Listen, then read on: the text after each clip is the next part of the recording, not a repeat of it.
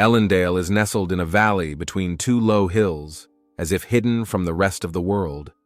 It is a small town in North Dakota, one of those places that does not appear in tourist guidebooks and is rarely mentioned in the news. The main street, with its cracked asphalt, stretched from one end of town to the other, lined with rows of two-story houses, yellowed by time, and small shops with faded signs. On a day like this, Wednesday, June 2nd, the town seemed especially sleepy.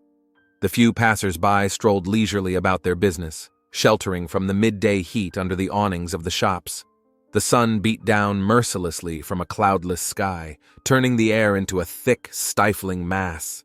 Ziran Kenteni wiped the beads of sweat from his forehead with the sleeve of his work shirt. His dark fingers moved confidently, hammering another nail into the wooden frame of a sofa.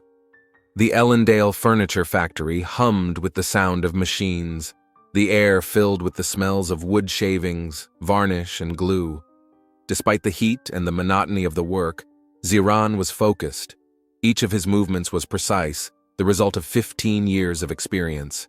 "Good work, Kenteni," said the foreman, George Wilkins, a tall man with thinning hair and perpetually tired eyes. "The boss wants this set to go out to the customer by the end of the week."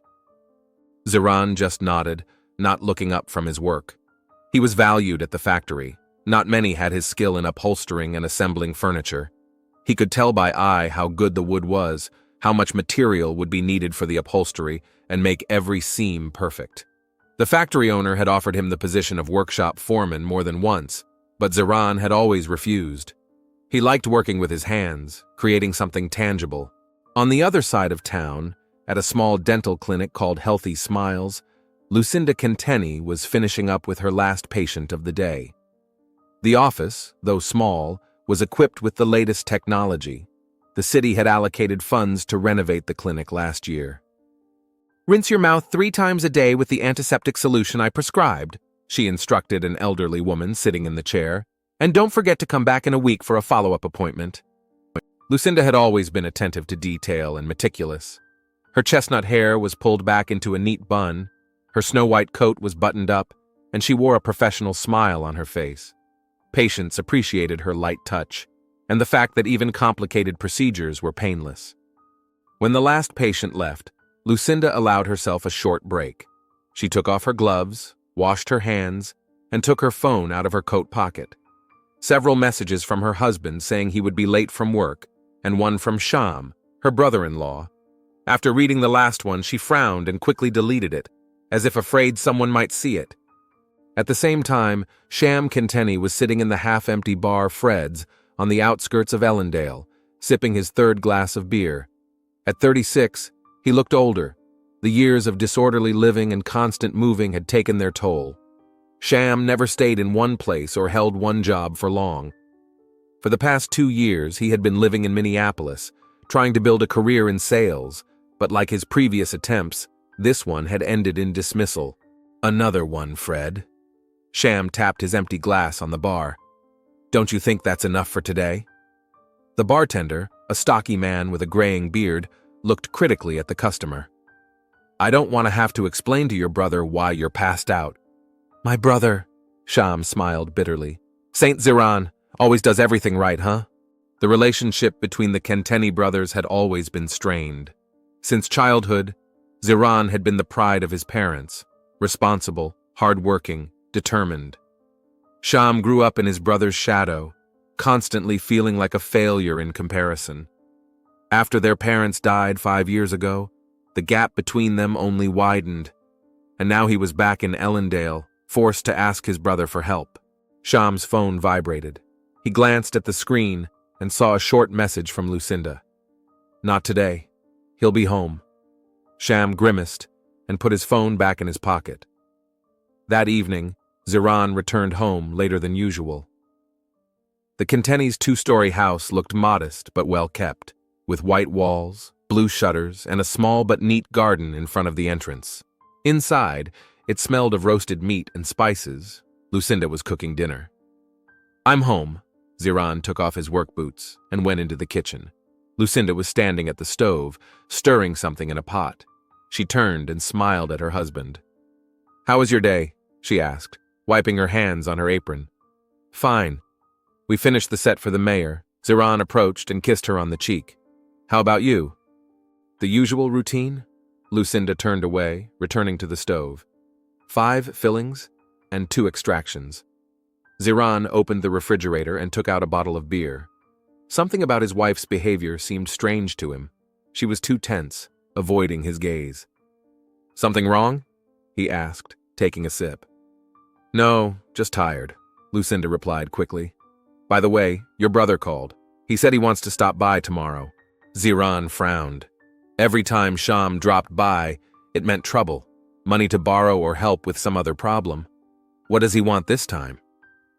He didn't say, Lucinda shrugged, but he sounded confused. Ziran sighed. Despite all the disagreements and tension in their relationship, Sham was still his brother, and he couldn't just turn his back on him. All right, tell him to come over. The next day, at the Healthy Smiles Dental Clinic, Lucinda was preparing to see a difficult patient. A middle-aged man, nervous and clearly phobic about dental procedures, needed to have a wisdom tooth removed. You'll feel a slight numbness, but there won't be any pain, Lucinda said reassuringly as she prepared the syringe with anesthetic. I've done this procedure hundreds of times. The patient clenched the armrests of the chair so tightly that his knuckles turned white. He nodded, but his face expressed extreme fear. Lucinda moved closer to give the injection. At that moment, the patient jerked, and the needle slipped, scratching Lucinda's finger through the thin latex glove. Ouch! She pulled her hand away. I'm sorry, doctor, the patient exclaimed in alarm. I didn't mean to. It's okay, Lucinda said, removing the damaged glove and seeing a small scratch on her index finger. Just a minute. She quickly washed the wound with antiseptic and put on a new glove. Minor injuries like this were common in her practice, and she usually didn't think much of them. But this time something made her wary. Perhaps it was the look on the patient's face when she examined his mouth, a mixture of shame and fear. Let's continue, she said, returning to the patient with a new syringe. After work, Lucinda stayed behind at the clinic to fill out medical records. She was bothered by the morning's injury, not so much the scratch itself as the patient's strange behavior. She opened his file and looked through his medical history. There was nothing in the special notes section. Maybe she was just getting worked up. The door to the office opened without a knock, and Lucinda jumped. Sham stood in the doorway, unshaven, in a wrinkled shirt, but with that special smile that always worked on her. Hi, beautiful, he said, stepping inside and closing the door behind him. Did you miss me? Lucinda looked around to make sure no one else was in the clinic. Sham, I told you, not here. Someone could see you. Everyone's gone, I checked, he said, moving closer and trying to hug her, but Lucinda backed away. No, she said firmly. We agreed this wouldn't happen again. Come on, Sham grinned. You always say that, and then... He raised his eyebrows meaningfully. Lucinda turned away, feeling a mixture of shame and irritation. Their relationship had begun a year ago when Sham had returned to Ellendale for a short time. What was supposed to be a one-time mistake had turned into a secret affair that she regretted, but couldn't completely break off. This time I'm serious, she said. It's wrong, Sham. Ziran doesn't deserve this. Ziran! Sham waved his hand irritably. Always him. The perfect brother, the perfect husband. You know, sometimes I think you married the wrong Kenteni. Go, Lucinda pointed to the door. We're having dinner together tonight, and I don't want to be late. Sham looked at her for a few seconds, then shrugged. As you say, but I don't give up that easily, you know. After he left, Lucinda sat at the table for a long time, staring into space.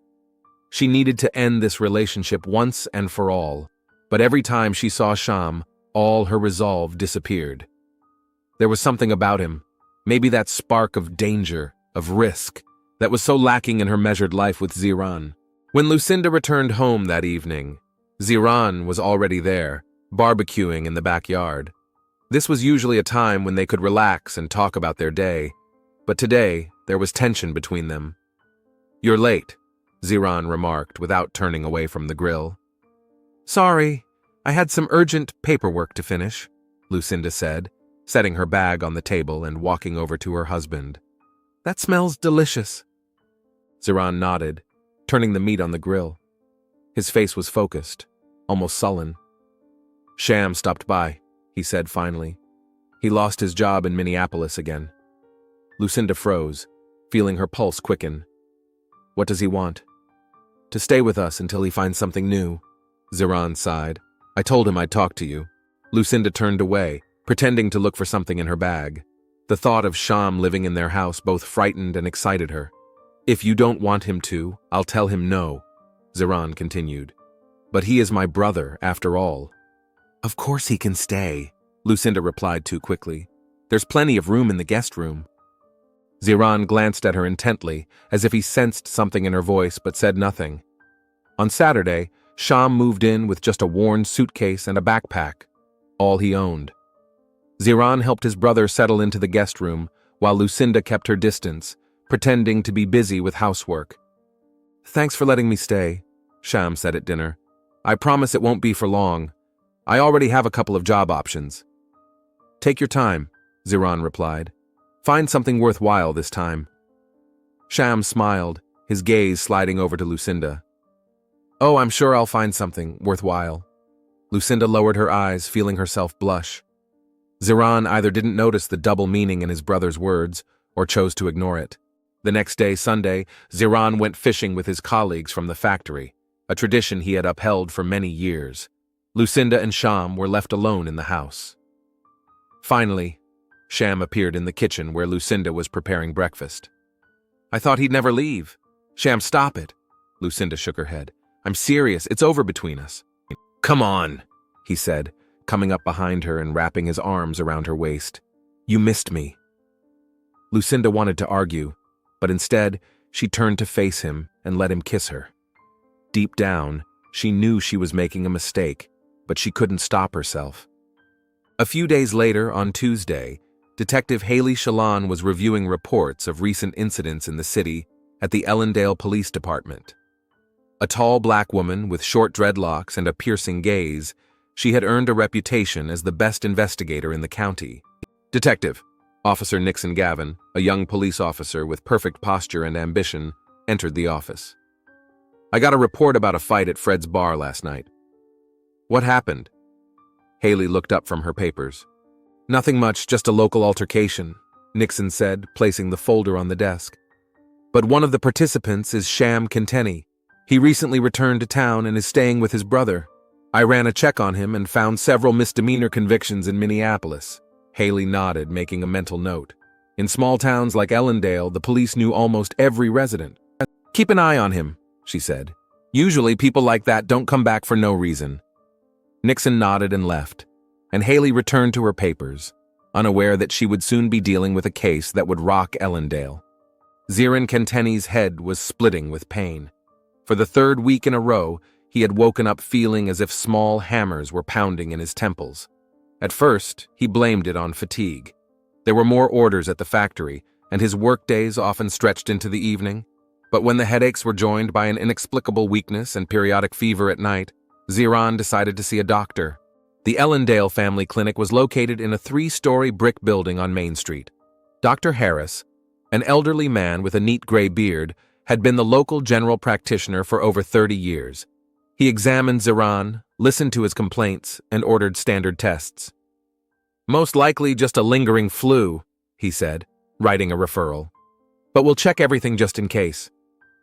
Ziran nodded, not giving much thought to the doctor's words. He was rarely sick and hoped that a couple of pills and some rest would really do the trick. After handing in his tests, he returned to his normal life. The atmosphere at home remained tense. Sham's presence was affecting everyone. His brother had been living with them for 2 months, getting by with odd jobs and constantly promising that he was about to find a decent job. Ziran tried to be patient, but sometimes it seemed to him that Sham wasn't even trying to change the situation.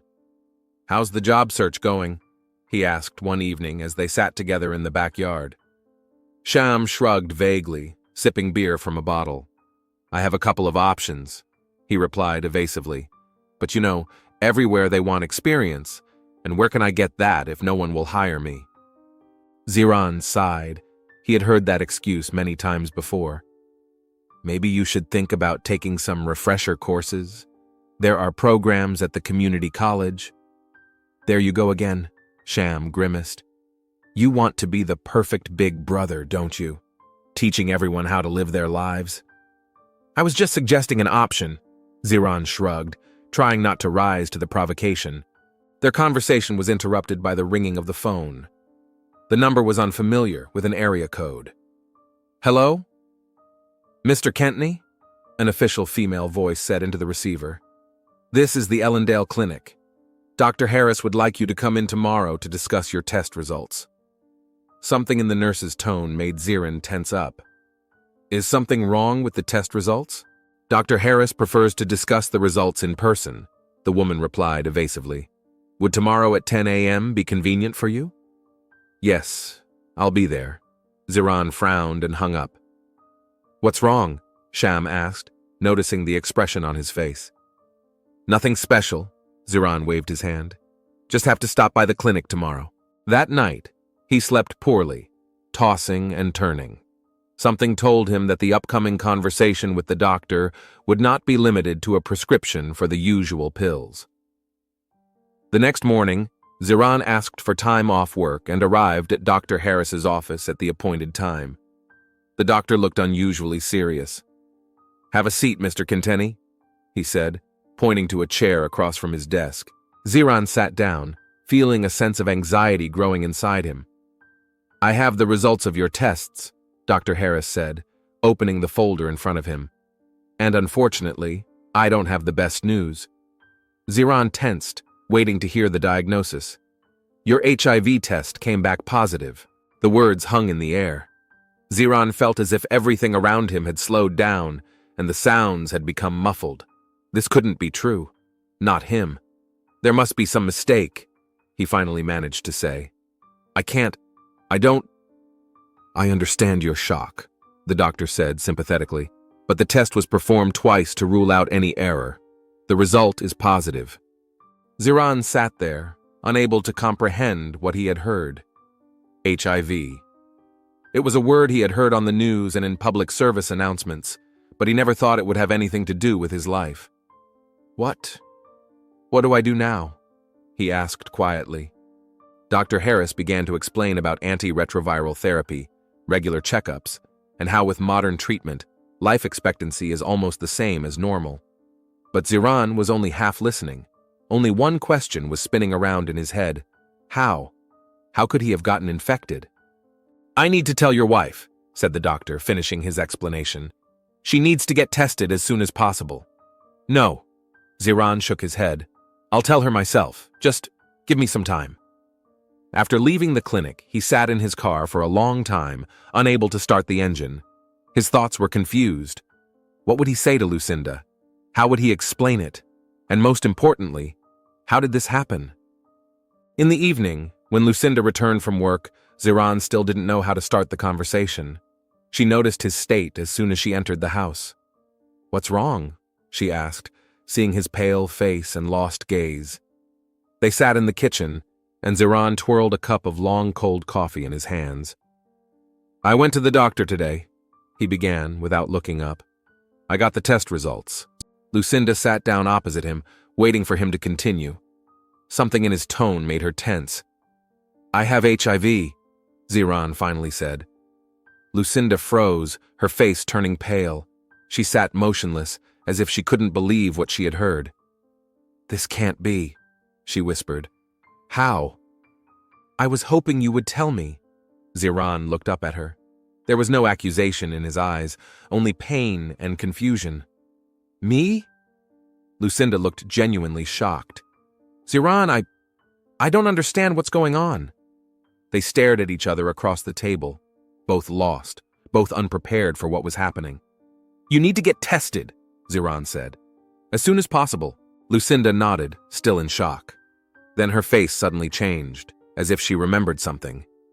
That incident, she said quietly. A month ago at the clinic, a patient jerked when I gave him an injection, and the needle scratched my finger through my glove. You think? I don't know, Lucinda shook her head. But it's possible. These things happen. Rarely, but they happen. Ziran wanted to believe her. He wanted to believe that it was just an accident, that no one was to blame. But deep down, doubt crept in. "I need to check that patient's file," Lucinda said, getting up from the table. "There might be information about his status there." Ziran nodded, watching his wife dial the clinic's number.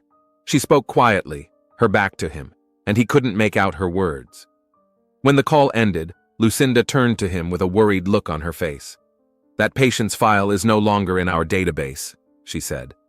"The receptionist said he was a visitor, just passing through town. He never came back." Ziran didn't know what to think. It all seemed like a nightmare from which he couldn't wake up. "What should we do?" he asked. "I need to get tested," Lucinda said, coming over and sitting down next to him, taking his hand. "And we'll both need to start treatment. Modern therapy is very effective, Ziran. It's not the end of the world."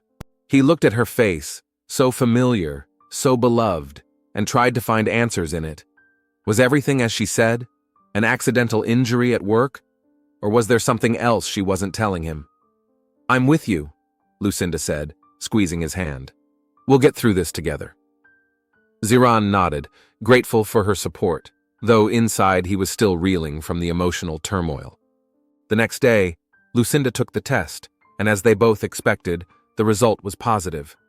Dr. Harris referred them both to an infectious disease specialist in Fargo, where they were prescribed antiretroviral therapy. Life gradually returned to normal, although every day brought new questions and fears. Sham noticed changes in his brother and sister-in-law's behavior. They became quieter, more serious, and often withdrew to talk in private. One evening, after Lucinda had gone to bed and the brothers were left alone in the living room, Sham decided to ask them directly. "What's going on, brother?" he asked, watching Ziran mindlessly flip through the TV channels. "You and Lucinda look like you've seen ghosts." Ziran paused, wondering whether to tell his brother the truth. They had never been particularly close, and in recent years their relationship had only deteriorated. But on the other hand, Sham lived under the same roof, and he had a right to know. "We have health problems," Ziran finally said. "Serious ones." Sham sat up straight in his chair, his face tense. "What kind of problems?" "I have HIV, Ziran said quietly but firmly. "Lucinda too." Sham turned pale. He opened his mouth to say something but couldn't get a word out. "Lucinda thinks she got it at work," Ziran continued. "She was injured by a needle during a procedure, and then she passed the virus on to me." Sham listened, motionless. His face was a mask of shock and fear. Ziran couldn't quite make out the expression in his brother's eyes. When did this happen?" Sham finally asked. "The injury was about a month ago," Ziran replied. "I was diagnosed last week." Sham stood up abruptly and paced the room, rubbing his face with his hands. "I need a drink," he said, and headed for the bar. Ziran watched his brother pour himself a whiskey with trembling hands and felt that something was wrong. Sham's reaction was too personal. It was as if the news affected him much more than it should have. "Are you okay?" Ziran asked when Sham drained his glass in one gulp. "Yes, of course," he replied too quickly. "Just shocked. It's terrible, brother." But something in his voice, in his eyes, made Ziran wary. It wasn't just sympathy or support. It was something else. Something Ziran couldn't quite understand yet. The next morning, Sham disappeared from the house before dawn. Ziran found a note on the kitchen table. "I have to leave urgently on business. I'll be back in a couple of days." It was strange. Sham had no job and no particular business outside Ellendale. But Ziran was too preoccupied with his own problems to think much of it. Sham returned 3 days later, late in the evening.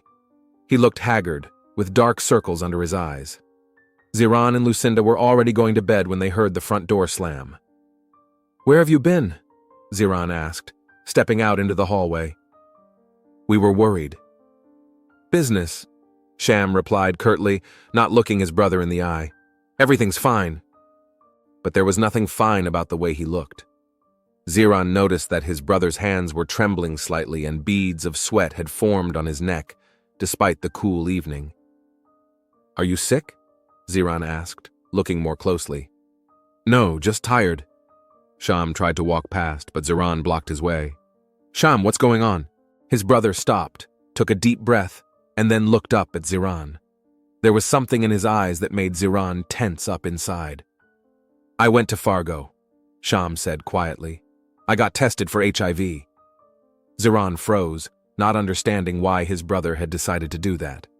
And I'm positive, Sham said so quietly that Ziran could barely hear him. The world seemed to stop. Ziran stood there, staring at his brother, trying to process what he had heard. Sham, his brother, was also HIV positive. But how? Why?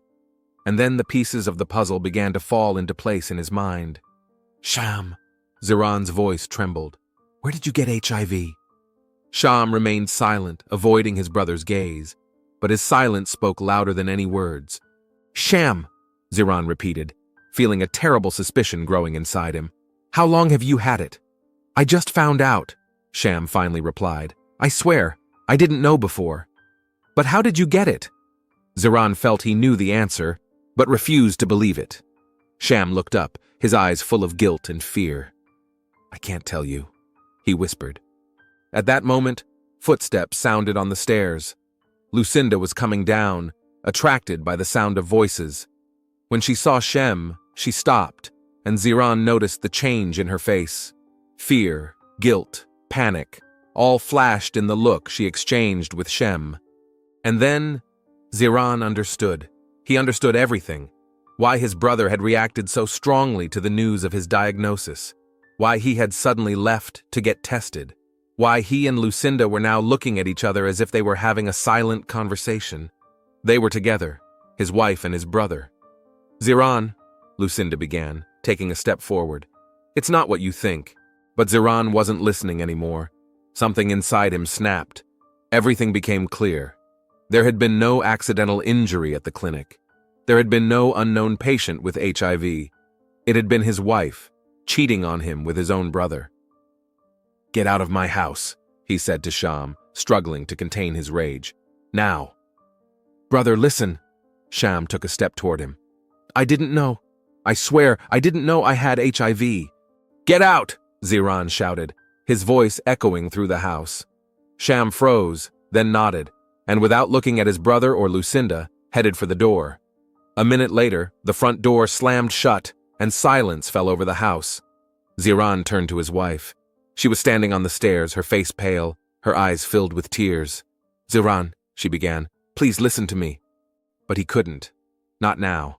Rage, pain, betrayal, all of it overwhelmed him, threatening to spill out. Not now, he said, and walked past her upstairs to the bedroom, where he closed the door, leaving Lucinda alone on the stairs.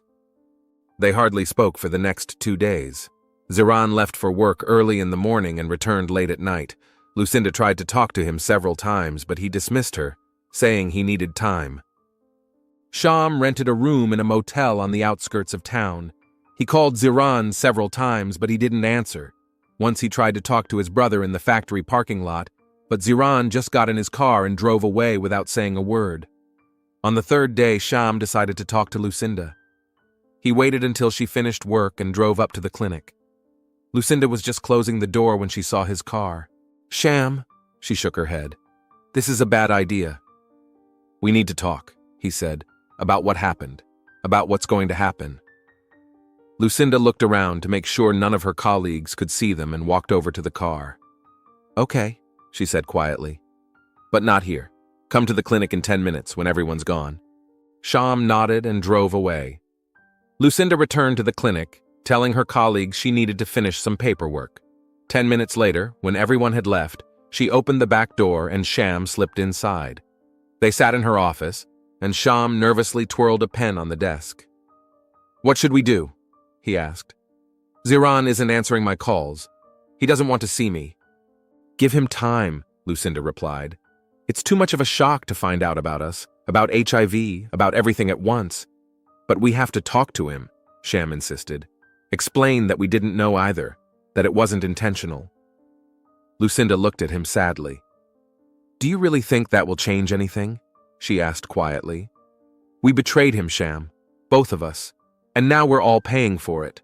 Sham lowered his head, acknowledging the truth of her words.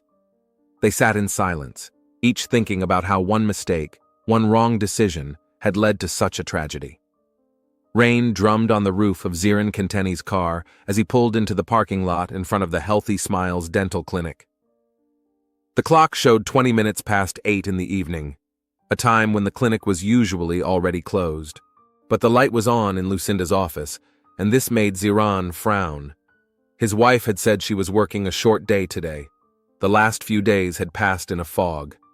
After talking to Sham, after realizing he had been betrayed, Ziran felt lost. He couldn't eat or sleep properly, his mind constantly racing with thoughts of his wife, his brother, and the disease they had passed on to him. This morning, Lucinda tried to talk to him again. "We need to talk, Ziran," she said at breakfast. "I want to explain everything." He nodded without looking at her. "Tonight," he replied, "when you get back from work." Lucinda was clearly delighted that he was finally ready to listen to her and hastened to assure him that she would be back early. "I only have to work until 5 today," she said, but it was almost 8, and her car was still in the clinic parking lot. Ziran turned off the engine and sat motionless, staring at the illuminated window. What would he say to her? Would she forgive him? Or was their marriage irretrievably broken? He got out of the car, ignoring the rain that immediately began to fall on his skin in cold drops. The main entrance to the clinic was closed, but Ziran knew there was a service door in the back that Lucinda sometimes used. He walked around the building and saw that the door was ajar and a dim light was on inside. Quietly climbing the stairs, Ziran moved down the hallway toward his wife's office. The door was not completely closed, and muffled voices could be heard coming from inside. One of them was female, Lucinda's. The other was male, and Ziran recognized it instantly. Sham. Ziran's heart began to beat faster. What was his brother doing at his wife's clinic so late? He moved closer, trying not to make a sound, and listened. "I don't know what to say to him." Sham's voice sounded tired and tense. "He's not answering my calls. He doesn't want to see me." "Give him time," Lucinda replied. "It's too much of a shock for him. But we have to explain that we didn't know, that none of us wanted this to happen." There was a pause. Then Lucinda said quietly, almost in a whisper, "Do you really think that will change anything? We betrayed him, Sham. Both of us. It doesn't matter whether we knew about his illness or not." Ziran stood leaning against the wall, feeling anger rising inside him. They were discussing him as if he were some kind of problem that needed to be solved, as if he were to blame for finding out about their betrayal. "We need to be honest," Sham continued. "Tell him everything, from the beginning." "He's not ready to hear it," Lucinda objected. "Maybe he never will." Ziran couldn't take it anymore. He pushed the door and it slammed against the wall with a loud bang. Lucinda and Sham flinched and turned around, their faces expressing shock and fear. "Ziran!" Lucinda stood up from her chair. "What are you doing here?" "That's my question." Ziran shifted his gaze from his wife to his brother. "What are you doing here?" Sham took a step forward, raising his hands in a conciliatory gesture. "Brother, listen. We were just talking." "Don't call me brother." Ziran's voice rang with restrained rage. "Brothers don't do that." A heavy silence fell over the office. Lucinda looked at Ziran with pleading eyes. "I wanted to talk to you tonight," she said. "But Sham came home early and we decided how best to lie to me," Ziran interrupted. "How to explain that you infected me with HIV." Sham turned even paler. "Ziran, I swear, I didn't know about my status until you told me. I went and got tested right away." "And you think that changes anything?" Ziran took a step forward and Sham instinctively stepped back. "You slept with my wife behind my back. You're my brother, she's my wife. And you both betrayed me." "Ziran, please." Lucinda tried to approach him, but he backed away. "Let's talk calmly." "Calmly?" Ziran laughed, but there was no joy in his laughter, only bitterness. "You want me to be calm after finding out that my wife cheated on me with my brother? That because of her betrayal I now have HIV? That the whole story about the injury at work was a lie?" "It's not a lie," Lucinda exclaimed. "I really was injured a month ago. A patient jerked, and the needle scratched my finger through the glove. And this patient happened to have HIV? Ziran shook his head. Too convenient a coincidence, don't you think? I don't know. Lucinda looked confused. His file isn't in the system. He was just passing through. Stop lying. Ziran raised his voice. I'm tired of lies. You both lied to me, betrayed me, and now you want me to believe this fairy tale? Shem took another step toward his brother. Listen, I know we did a terrible thing, but about the HIV we really didn't know. I went and got tested as soon as you told me. Get out, Ziran said quietly, not looking at his brother. Get out of here, or I won't be responsible for myself. Sham froze, looking at his brother, then at Lucinda, then slowly nodded. I'll go. But we need to talk, Ziran. Not now, but when you're ready. Get out! Ziran barked, and Sham quickly left the office, casting one last guilty glance at Lucinda. When the sound of his footsteps faded in the hallway, Ziran turned to his wife. She was standing leaning against the desk, her face pale and frightened. Ziran, she began, I know I hurt you, but I swear I never wanted you to get sick. I really could have caught it at work. Stop! Ziran raised his hand, stopping her. I don't believe a word you say anymore. But it's true, Lucinda insisted. Yes, I'm guilty of cheating, but I didn't know about HIV. I would never have put you at risk like that on purpose. Ziran looked at her for a long time. He wanted to believe her, part of him desperately clinging to the possibility that this was all a terrible accident. But his mind refused to accept such a coincidence. How long has this been going on? He asked quietly. You and Sham. How long? Lucinda lowered her eyes. About a year, she admitted. It happened when he came to visit last year. It was a mistake, Ziran. We both knew it. But you continued. Ziran felt something inside him break completely. A year. For a whole year you looked me in the eyes and lied. I tried to stop, Lucinda's voice trembled. Many times. But he always came back and I was weak. And when did he move in with us? Ziran clenched his fists. You let him live under my roof, knowing that you... He couldn't finish the sentence. Memories of how he had welcomed his brother, helped him settle in, supported him while he was supposedly looking for work, brought on a new wave of rage. I told him it was over. Lucinda took a step toward him. When he came back this time, I told him I didn't want to continue, but he insisted, and I... You couldn't say no? Ziran looked at her incredulously. Or did you just not want to? Lucinda opened her mouth to protest, but closed it immediately. In her silence, Ziran saw the answer he feared to hear.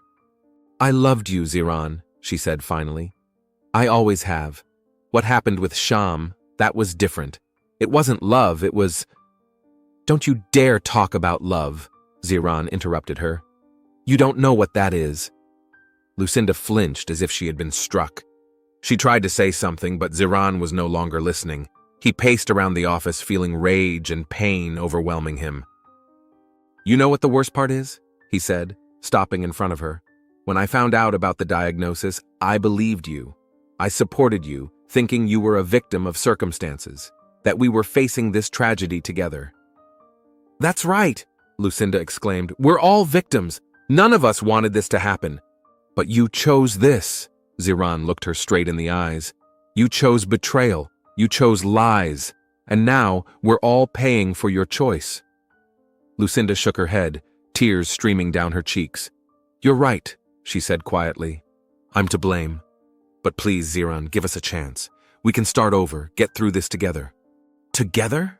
Ziran smiled bitterly.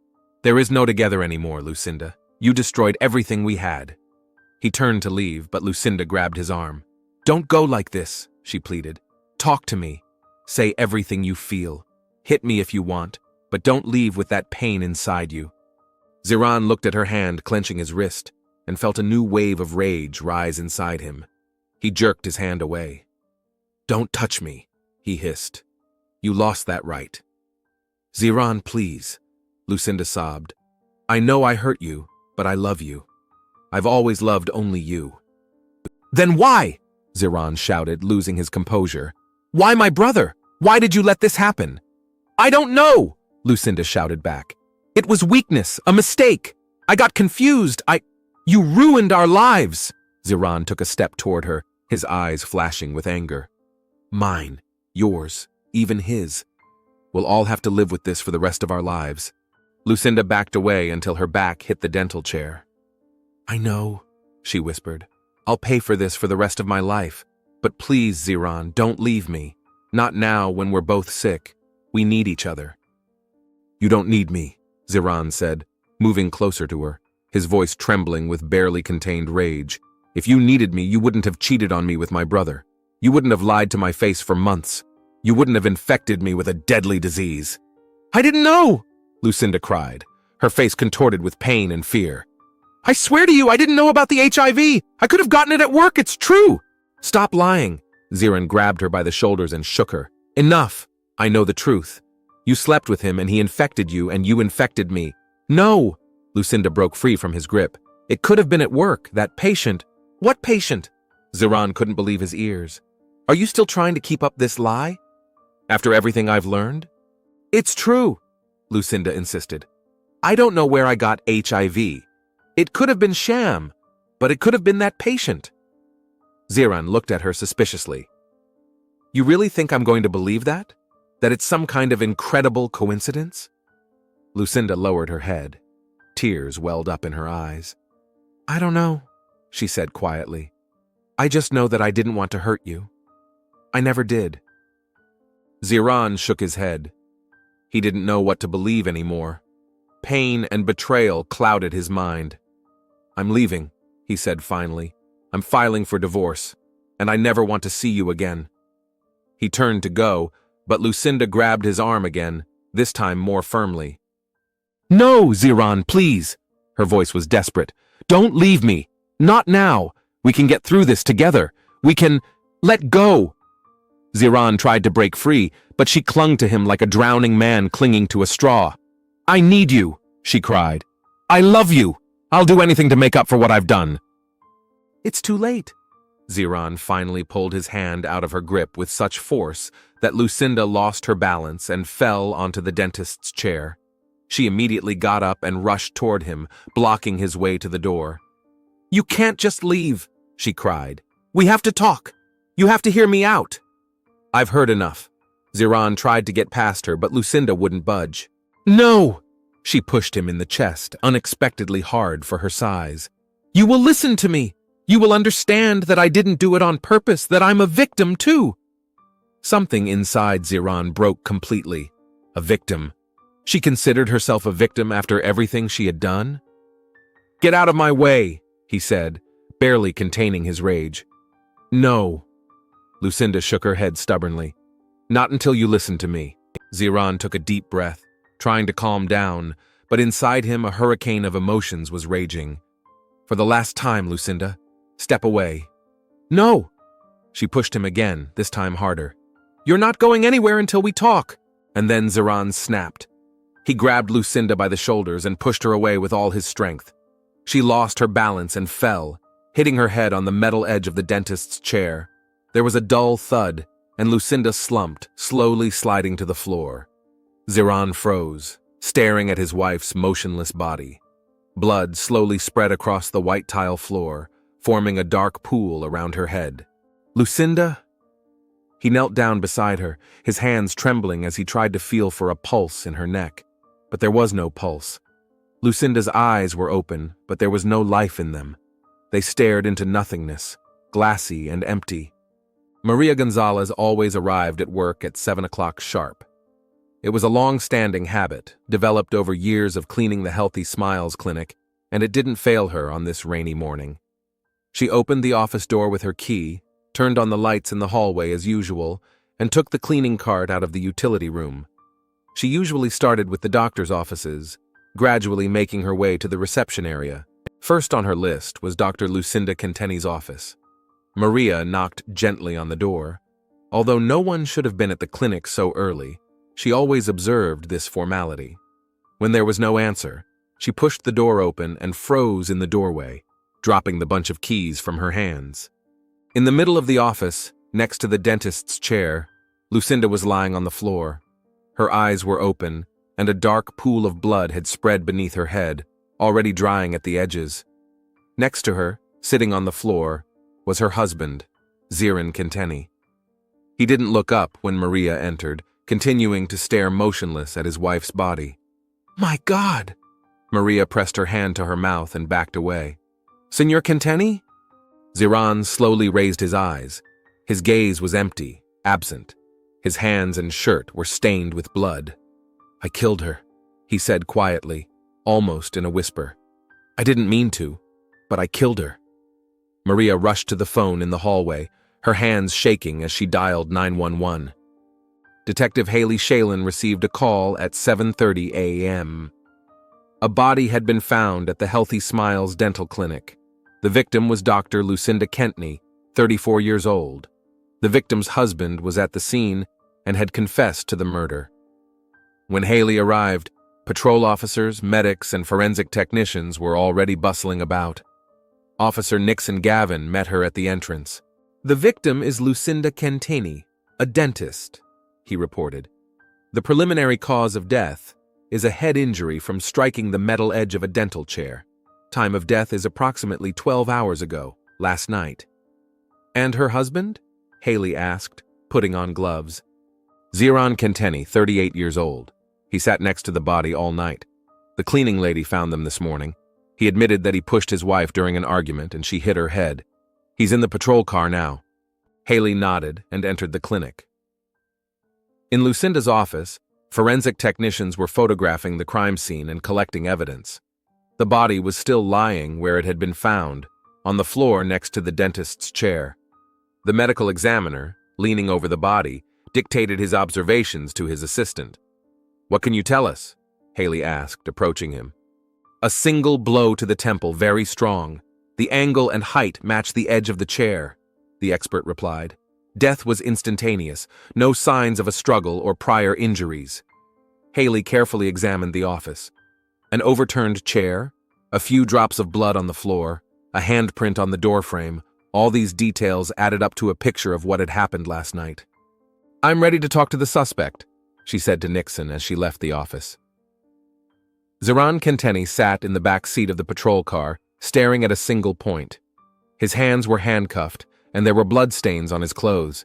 He didn't even look up when Haley opened the door and sat down next to him. "Mr. Kenton, I'm Detective Haley Shalin," she introduced herself. "Do you understand that you are under arrest for the murder of your wife?" Ziran nodded slowly. "You have the right to remain silent. Anything you say can and will be used against you in court. You have the right to an attorney." "I don't need a lawyer," Ziran interrupted. "I killed her. It was an accident, but it was my fault." "Nevertheless, I must read you your rights," Haley continued with the standard procedure, then asked, "Are you ready to tell me what happened last night?" Ziran looked up at her. His eyes were empty and filled with deep pain. "She was cheating on me," he said quietly, "with my brother. They both gave me HIV. Haley tried to keep a professional expression on her face, but the information made her tense. "Tell me everything in order," she asked. And Ziran told her how he found out about his diagnosis, how his wife assured him that she had been infected at work, during an accident, how his brother Sham had also tested positive for HIV, how he had gone to his wife's work the night before and found his brother there, the conversation he had overheard, the argument that followed, how Lucinda had blocked his way and he had pushed her away. "I didn't want her to die," Ziran said, his voice emotionless. "I just wanted to leave, but she wouldn't let me pass. She kept saying she was a victim too." He smiled bitterly. "A victim? After she ruined my life." "Why didn't you call an ambulance?" Haley asked. "She was already dead," Ziran replied. "I checked her pulse. I saw her eyes. There was no life in them. But you didn't leave. You stayed with her all night." "Yes," Ziran lowered his head. "I couldn't leave her. Not like that. Not alone." Haley looked at him silently, trying to understand how sincere his remorse was. "Mr. Kenteni, you will be taken to the station for formal questioning," she said finally. "I strongly recommend that you exercise your right to an attorney." Ziran didn't respond, staring blankly ahead. Back at the clinic, Haley ordered someone to find and bring Shama Kenteni in for questioning. An hour later, Ziran's brother was sitting in an interrogation room at the Ellendale police station, tapping his fingers nervously on the table. "Mr. Kenteni," Haley began, sitting down across from him. "I'm investigating the death of Lucinda Kenteni. Your brother Ziran has confessed that during an argument he pushed her and she hit her head on the dentist's chair." Sham turned pale. "Lucinda is dead?" he whispered. "I didn't know. My God, Ziran." "When was the last time you saw Lucinda?" Haley asked, watching his reaction closely. Sham hesitated as if weighing how much information to reveal. "Last night," he finally said. "At her clinic. I went to talk to her about something personal." "About your intimate relationship with your brother's wife?" Sham flinched, but didn't deny it. "Yes," he admitted. "Ziran found out about us, and that we both have HIV. He was furious, and I don't blame him." "Tell me about last night," Haley demanded. Sham recounted almost the same story Ziran had told her, how he had gone to Lucinda's to discuss what to do about his brother, how Ziran had unexpectedly shown up and caught them together, the argument that followed. "He told me to leave, and I left," Sham said. "I didn't want to make things worse. I thought they needed to talk alone." "And you left them to argue, knowing the state your brother was in?" "I didn't think he would hurt her." "Ziran was never violent, never," Sham exclaimed. "But you knew he had just found out about his wife and brother's betrayal and his HIV status," Haley pointed out. "That could break anyone." Sham hung his head. "I know we did a terrible thing," he said quietly. "But I swear we didn't know about the HIV. We didn't mean to hurt him." "But you did," Haley stood up. "And now one man is dead and another is going to prison, all because of your mistake." Leaving Sham with that thought, Haley returned to her investigation.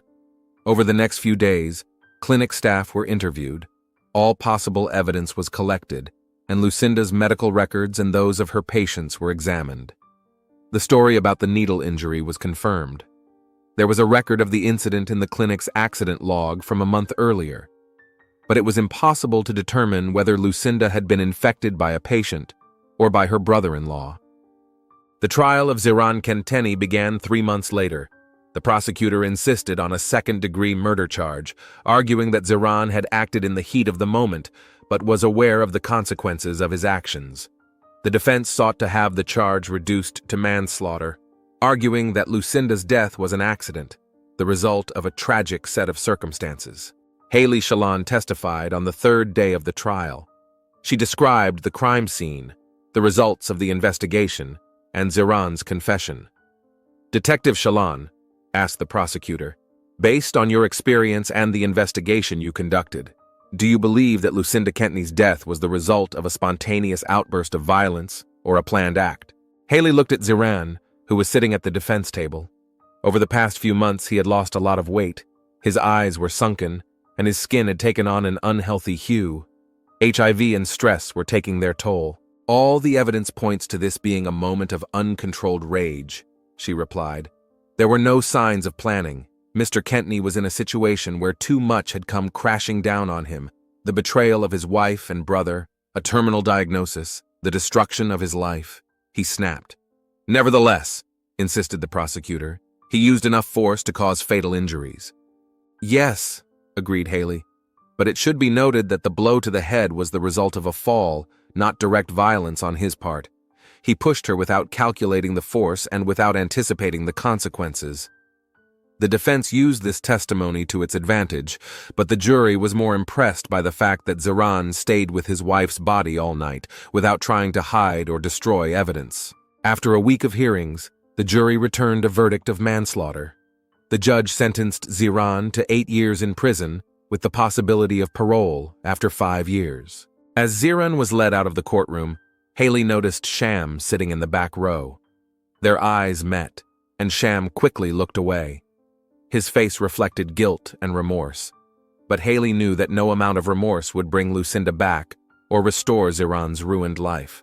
In her report, Haley wrote, "The Kenteni case is a tragedy in which there are no real villains, only people who made mistakes with irreparable consequences. The price of those mistakes is one life lost forever and another destroyed beyond repair. Then she thought about it and crossed it out, settling for a short "case closed."